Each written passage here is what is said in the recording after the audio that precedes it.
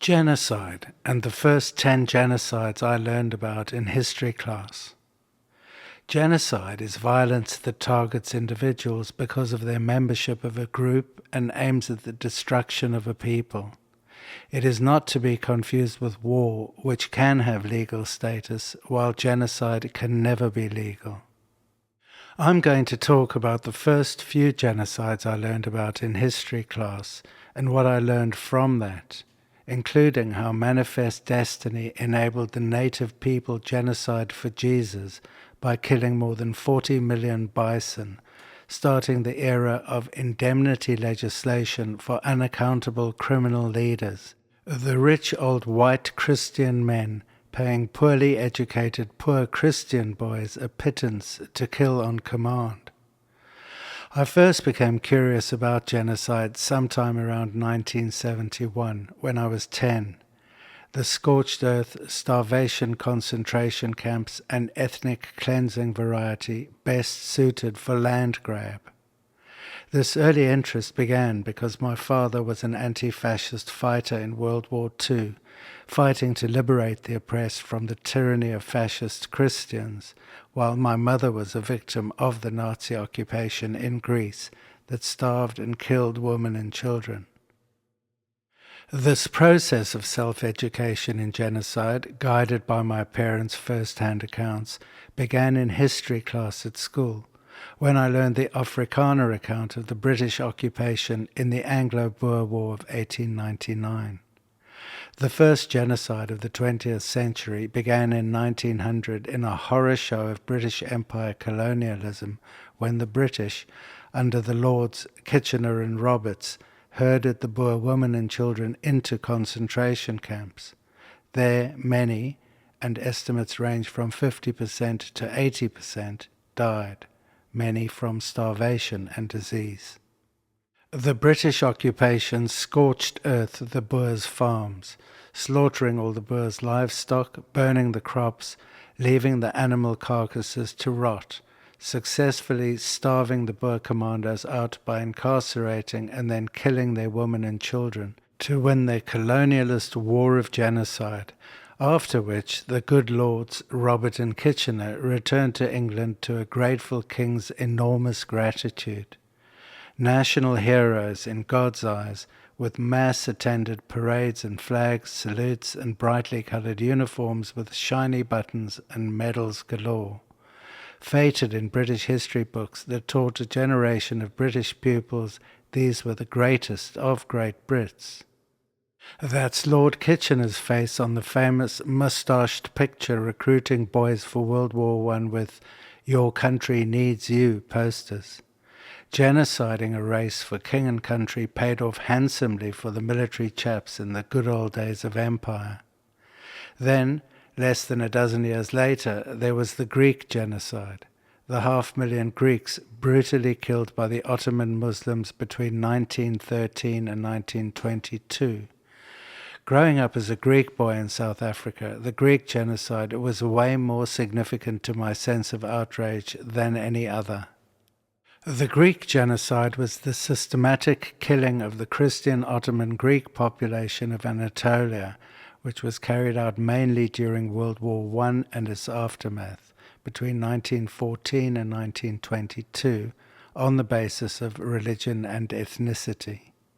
It was perpetrated by the government of the Ottoman Empire led by the three Pashas and by the government of the Grand National Assembly led by Ataturk, against the indigenous Greek population of the empire. This genocide included massacres, forced deportations involving death marches through the Syrian desert, expulsions, summary executions with extreme barbarism that amused the murderers, babies nailed onto doors, and the destruction of Eastern Orthodox cultural, historical, and religious monuments. About 500,000 Ottoman Greeks died during this period. Most of the refugee survivors fled to Greece, adding over 25% to the prior population of Greece. Some, especially those in eastern provinces, took refuge in the neighboring Russian Empire, establishing Orthodox communities there. By late 1922, most of the Greeks of Asia Minor had either fled or had been killed. Other ethnic groups were similarly attacked by the Ottoman Empire during this period, including Assyrians and Armenians. Eminent scholars have recognized these events as part of the same genocidal policy. The Allies of World War I condemned the Ottoman government-sponsored massacres. In 2007, the International Association of Genocide Scholars passed a resolution recognizing the Ottoman campaign against its Christian minorities, including the Greeks, as genocide. The next ethnic cleanse genocide, with scorched earth and mass murder of women and children I read about, was given a glamorous new title that resonated with many. Fascism in Italy, identified as a conservative right authoritarian ultranationalist political ideology characterized by a dictatorial leader, centralized autocracy, militarism, nationalism, forcible suppression of opposition, and belief in a natural social hierarchy. Fascism subordinated individual interests for the perceived good of the rich white elite leader class. That included strong regimentation of society and the economy, with a great deal of flag-waving and religious subjugation of the young, mostly into conservative Catholicism, which offered abundant opportunities for paedophilia. Moral turpitude became a component byproduct of the fascist ideology. Around this time of eager learning from the history books I was being taught in school, it became clear the history books being recited to me by Afrikaans nationalist teachers at Bryanston High were not on the up and up, not at all in line with my own observation on the facts, which I accessed mostly from my father's account. The official account of events repeated to us kids in history class appeared to me were intended only to ensure the ongoing immunity for mass murdering criminals by rewriting their criminality as nationalist patriotic duty. I learned a great deal from the legend of Benito and his gal, Clara Petacci, who faced down her death in a short skirt with no knickers on, asking her executioner to not shoot her in the face. Not my beautiful face. That dashing, diminutive Alfa Romeo driving ladies' man, Benito Mussolini, sent his stylish but deviant Catholic goons to commit fascist atrocity in Ethiopia, executing mass child murder genocide to steal land from a mild population ill-equipped to defend themselves from fascist occupation that eventually ended the life of their leader, the Rastafari, while the global community, then called the League of Nations, watched helplessly as Christian fascism ran riot through the lives of countless Christians. Hundreds of thousands of Ethiopian civilians died as a result of the Italian invasion, including during the reprisal Yekatit 12 massacre in Addis Ababa, in which as many as 30,000 civilians were killed in one incident. Yet, instead of the global community seeing this new label on old behaviors, fascism, for the terrorism it was, the conservative religious right adapted the ideology and repeated it as their own leader-class narrative, nowhere more so than in the United States.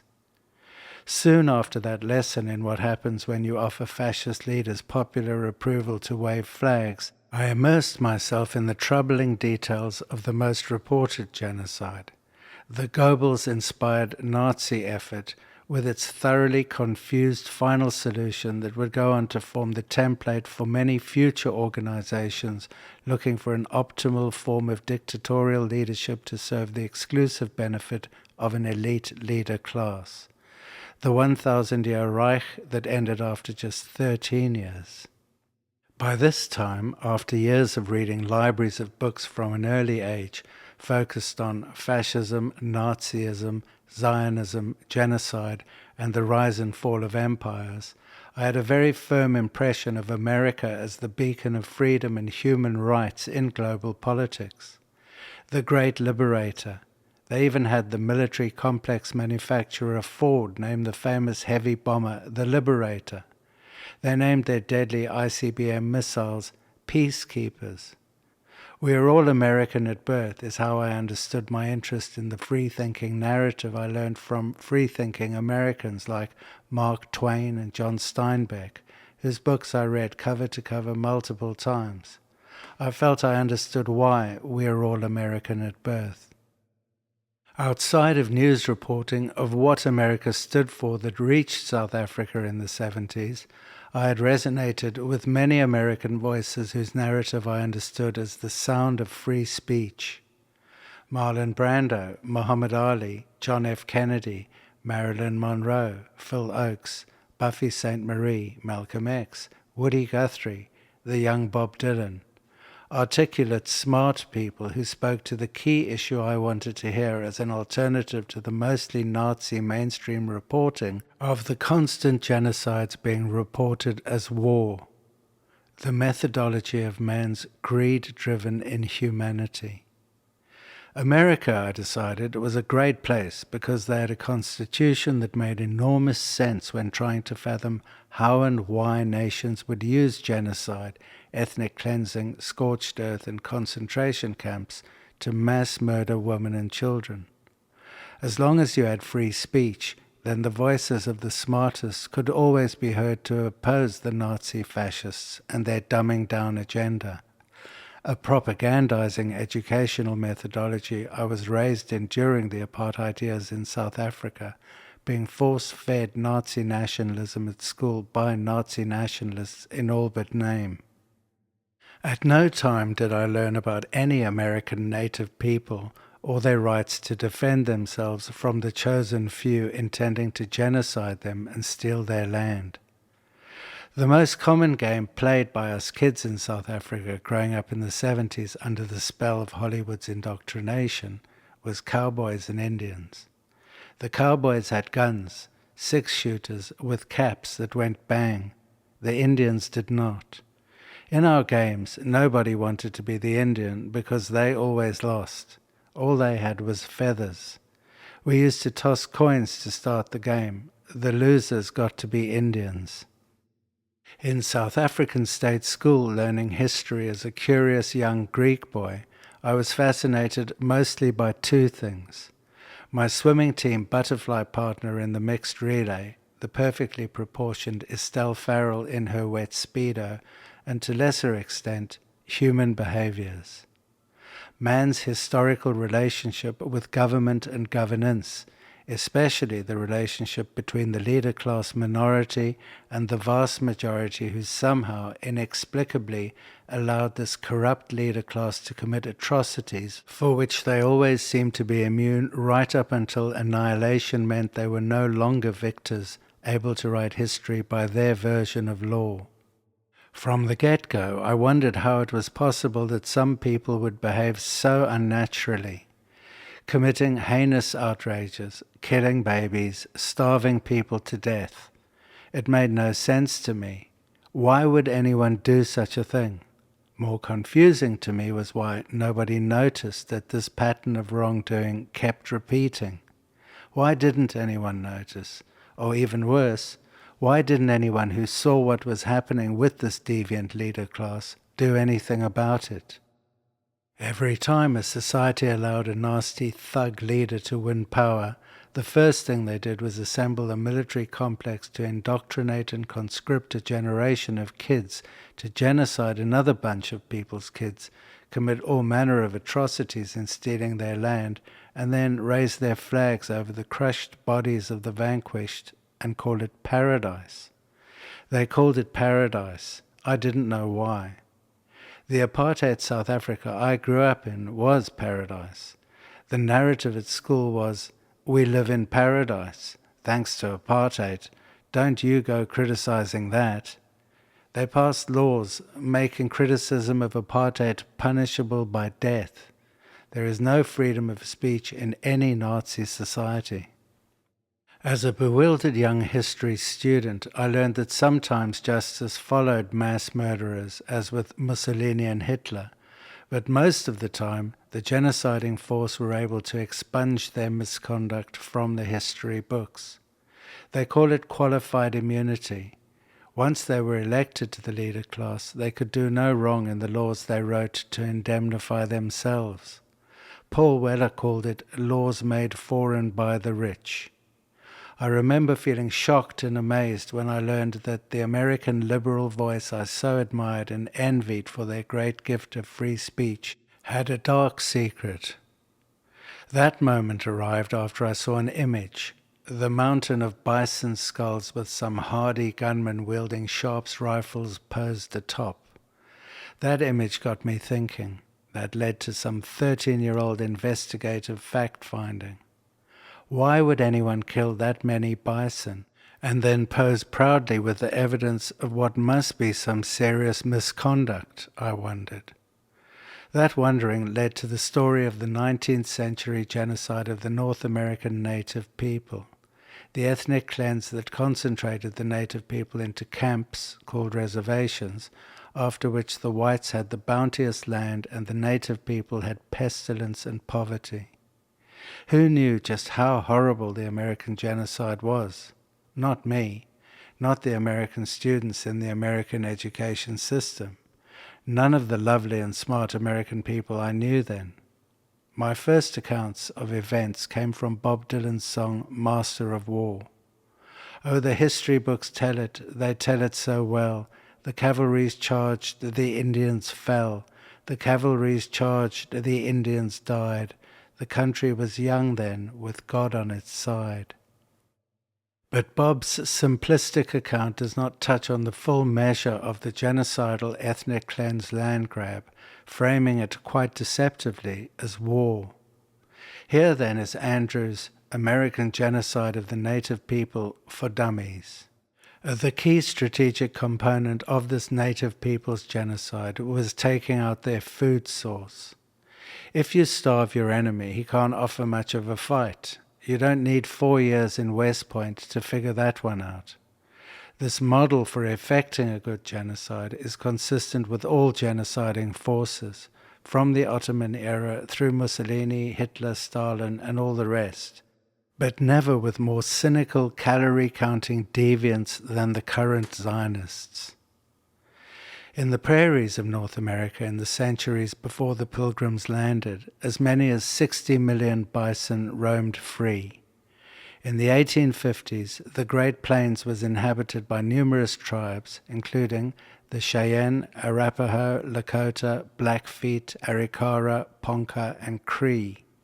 The tribes were living as they had done for millennia, in harmony with nature and the abundant bison, an ecosystem in which they harvested bison at a healthy rate for the bison population, symbiotic coexistence in a cycle of life. The California Gold Rush began on January 24, 1848, when James Marshall discovered gold in the American River while building a sawmill in Coloma, California. White settlers rushed west to stake their claim. Western expansion required removing indigenous people before they staked their claim to any land where gold and other rich pickings waited unclaimed for enterprising white men motivated by greed to seize by whatever means necessary. With gold rush growth came the Transcontinental Railroad, delivering guns and ammunition and men willing to slaughter over 40 million bison. Land became valuable as demand soared. Property speculation became a component part of the economy in the emerging nation. In the path of this enormous opportunity for white Christian prosperity stood the brown native population. If the occupiers could eradicate the bison, then that would eradicate the native population's food supply. Those pesky varmint Injuns standing between God's chosen few and their manifest destiny. Like all of history's best genocidal ethnic cleanse efforts, the tactic of scorched earth policy was implemented, giving military commanders license to destroy as many bison as possible. Ending the native people's access to their primary food source would inevitably force their surrender into incarceration. By 1884, just 35 years after the gold rush began, there were no more buffalo in the Black Hills, Paha Sapa in Lakota. For indigenous people, this was the birthplace of the first buffalo and the first humans. By the time Manifest Destiny had addressed the bison issue, the native people found the sacred creatures that once roamed their Great Plains were gone, and soon after that, so were they. In their place came churches and saloon brothels with frilly dancing Christian hookers to service the whiskey-drinking, malodorous gunmen after a hard day on horseback, killing as many bison as a man could kill. God-fearing men with long guns willing to slaughter these enormous animals for the price of a $2 hooker. Many of those bison hunters became celebrated heroes of the West for their accomplishments in killing huge numbers of bison, romanticized as courageous freedom fighters liberating the land from the terrorist, pesky, varmint Indians with God on their side. In the 40-year period of Western heroism, over 40 million bison were killed. The Great Plains stank with the decaying carcasses that now brought disease and pestilence in place of the life they had sustained before their manifest destiny required this animal genocide. Who was behind the decision to vilify and then genocide the native people and their food chain? Generals William T. Sherman and Philip Sheridan sent soldiers to the plains with U.S. cavalry guns to kill bison.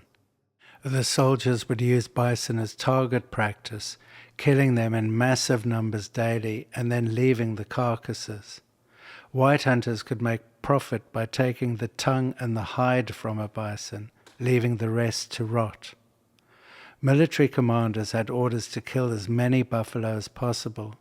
General Sheridan wrote in a letter to a fellow general in 1868, "The best way for the government is to now make the tribes poor by the destruction of their stock and then settle them on the lands allotted to them." Lieutenant Colonel Dodge told a hunter, "Kill every buffalo you can. Every buffalo dead is an Indian gone." Lieutenant General John M. Schofield would write in his memoirs, "With my cavalry and carbine artillery encamped in front, I wanted no other occupation in life than to ward off the savage and kill off his food until there should no longer be an Indian frontier in our beautiful country." Later, President Ulysses S. Grant vetoed the Act of Congress, H.R. 921, which would have implemented protections against white overhunting of buffalo.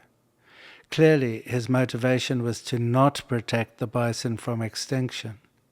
Despite all other considerations, like the economic rights of the hunters to profit from selling the body parts, forcing the Indians into camps by denying them their food supply was the reason for the Great Slaughter. William Sherman, 1820 to 1891, was an American soldier, a failed businessman, educator, and author. He served as a general in the Union Army during the American Civil War between 1861 and 1865, earning recognition for his command of military strategy, but criticism for the harshness of his scorched earth policies, which he implemented in his military campaign against the Confederate States.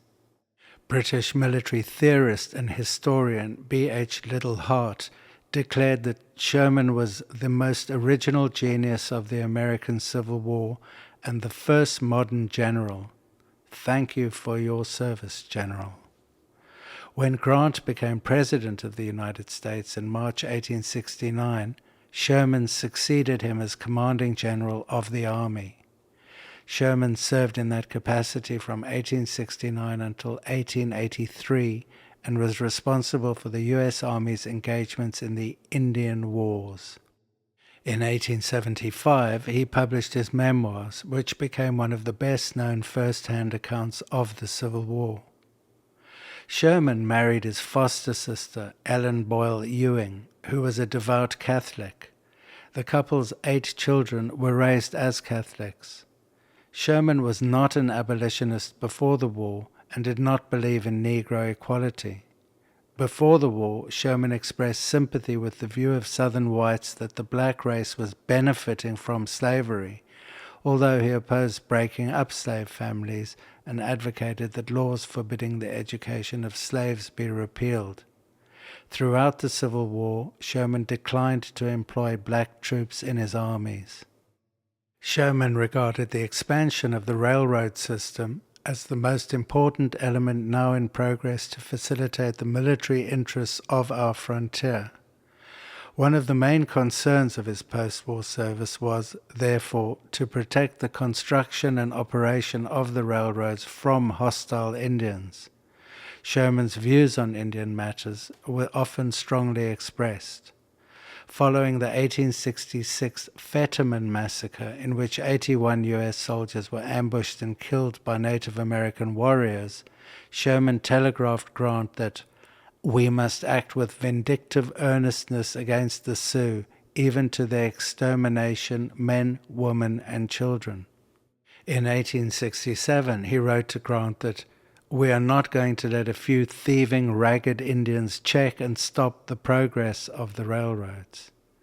In 1873, Sherman wrote in a private letter that during an assault, the soldiers cannot pause to distinguish between male and female or even discriminate as to age. As long as resistance is made, death must be meted out. But the moment all resistance ceases, the firing will stop, and all survivors turned over to the proper Indian agent. Displacement of the Plains Indians was facilitated by the growth of the railroads and the eradication of the bison. Sherman believed that bison eradication should be encouraged as a means of weakening Indian resistance to assimilation. He voiced this view in remarks to a joint session of the Texas legislature in 1875, although the U.S. Army under Sherman's command never conducted its own program of bison extermination. Sherman encouraged bison hunting by private citizens, and when Congress passed a law in 1874 to protect the bison from overhunting, Sherman helped convince his friend, President Grant, to use a pocket veto to prevent it from coming into force. The role of 40 to 60 million of these huge animals in the food chain and the ecosystem of the continent is as significant as you can imagine. Earlier this year, I visited the museum at the Arch in St. Louis. There is an exhibition detailing Manifest Destiny with a Sharps rifle below a large-sized buffalo model, a reminder of the buffalo genocide that ended the native people's dominion over their land.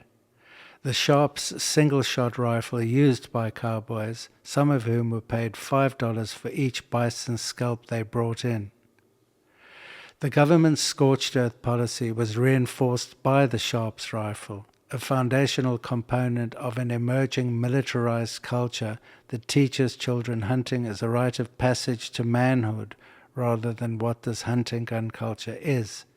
Early training in gun skills to ensure more kids can join the cannon fodder military requirement, the biblically themed dominion over animals that God promises the faithful. The Sharps rifle from the Bison's Genocide is a landmark start of the American military complex, making guns for malign purposes promoting unregulated capitalist Christian prosperity, indoctrinating a new generation of American kids into the joy of killing for fun that enables the poorest to sign up for the army to go kill people on demand, for the betterment of the leader class who never die alongside the warring kids who do. The most famous photograph of bison extermination is that chilling image of a mountain of bison skulls taken outside of Michigan Carbon Works in Rougeville, Michigan in 1892.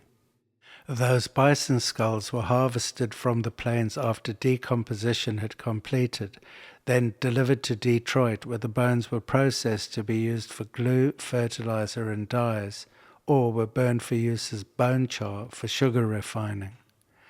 At the close of the 19th century, there were between 30 to 60 million bison on the continent. By the time of this photograph, in 1892, that population was reduced to only 456 wild bison. Consider how many bison 60 million bison may be, almost 1,000 pounds per animal, around 50,000 million pounds of animal.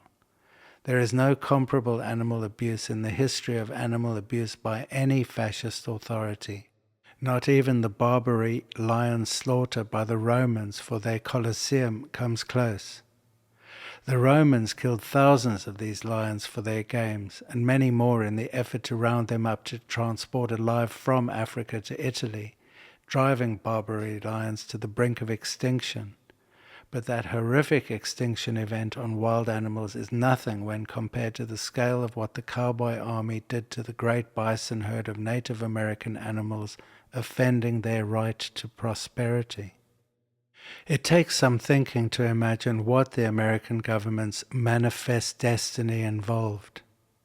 John L. O'Sullivan was a newspaper editor and magazine writer who coined the term manifest destiny when he wrote in 1845 that the United States was destined to expand across North America. But the origins of manifest destiny go back to the first wave of immigrants into the native people's land. The phrase manifest destiny originates in the 19th century, but the concept originated in the 17th century with the first European immigrants in America, English Protestants or Puritans.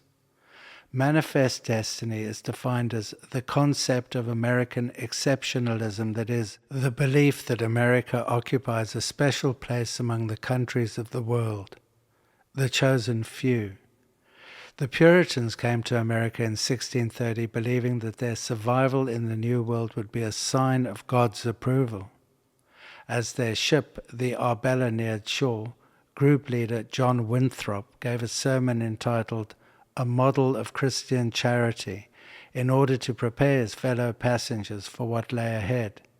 His sermon stressed the importance of this experimental religious settlement in the New World and how it would come to serve as an example for all settlements thereafter, stating, "For we must consider that we shall be as a city upon a hill. The eyes of all people are upon us." Winthrop also recalled God's instruction in the Bible about the need to expand and prosper. Be fruitful and multiply and replenish the earth and subdue it. The ideology of manifest destiny continued through the 18th century as victorious America won independence from Great Britain, an event that many occasioned to be preordained and lauded by God and an example of American exceptionalism. This entitlement by American God to commit genocide in His name was God's will, decided by exceptional white American Christians for white American Christians, both exceptional as well as ordinary, but still whiter than the rest. Many of the exceptional Christians are still Christian in government for Christian people to this day. Christians like Trump and Biden and Harris, whose manifest destiny has migrated to Zionism. For millennia in the great prairies of North America, bison made the land hospitable for many other communities. Each skull in that famous picture of the bison skull mountain represents one 600-kilogram animal. Bison are the largest land mammals in North America. Bison are not just massive in size, they are also a keystone species in the West, meaning they have dramatic influence on an ecosystem. If one of these species disappears, no other species can fill its ecological role, and the whole ecosystem changes as a result. Each bison killed meant the end of grazing, wallowing, and migrating practices that make the land hospitable for other species. Killing off the Indians' food supply paired well with herding them into concentration camps and genociding the native population. I visited one concentration camp, Bosque Redondo in Fort Sumner, New Mexico, where there is a memorial to the ethnic cleanse of the 10,000 Indians incarcerated and tortured there. At this point, it's worth mentioning that the United States has many memorials to the legacy of the native people genocide. The conservative religious right has not successfully expunged every record of their genocide. You cannot defeat alcoholism without first admitting you are an alcoholic. Similarly, you cannot stop being a genocidal nation of Christian Zionists until admitting the unpleasant past. Our American leader generation at that time, during their Manifest Destiny final solution to the pesky varmint Indian problem, committed barbarity born of malevolent Christian ignorance that few occupiers in the history of terrorist occupation can match. The same Christian conservative American whites who just 100 years later would embrace Christian Zionism in their insatiable appetite for children's blood, keeping the genocide ethnic cleanse momentum going for more exceptional prosperity in his name, manifestly. Concluding this native people genocide for dummies, we can see that the native people never recovered. Neither did the US ecosystem. No one was ever prosecuted for any offense. Almost as if the Biden of the time declared, as Biden did in his great refute speech of November 2023, I refute, absolutely refute that we are doing anything illegal, starving 2 million people to death, sending more bombs to drop on tents than any military ever dropped in any war in history. Hitler and his genocidal cronies were prosecuted after 12 good years of legal mass murder. History written by the victors is the only law only for so long as they are the victors.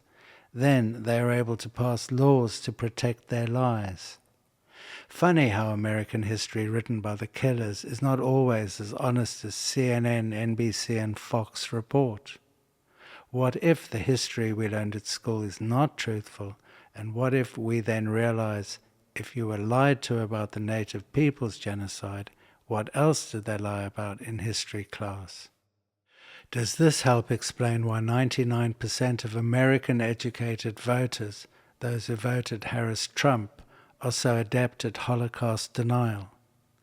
History today, as ever, keeps the miscreants safe from accountability, everywhere except with those who know what actually happened, who understand that gaslighting is not the same as actual factual truth. Ironically, that is now the majority of people, as the great unlearning gathers pace following the lessons of October 7, in which those defending their right to commit genocide announced this goal with, "But do you condemn Hamas?" labeling the oppressed victims of a 76-year-long murderous tyranny as terrorists. The majority of people today know that the numbers don't lie. Liars do that, disempowering the gaslit victims of their criminality by laws the leader class write to keep a cabal of dishonest criminal grifters immune from any prosecution for their crimes, no matter how horrible they might be, same as it ever was. But for how long? Eventually, as Star Wars teaches us, the Empire strikes back. You can fool some people sometime, but you can't fool all the people all the time. Trump's cabinet picks include 18 billionaires, every one of them a Zionist for genocide. Government by we the people for we the people. Eventually, even the Christian majority will begin to suspect that starving 2 million people to Auschwitz-style skeletal death is not what God wants his flock to keep doing, just because the Supreme Leader says it is, and his rich friends are willing to genocide for as long as there's profit to be had in it for them. For you, not so much.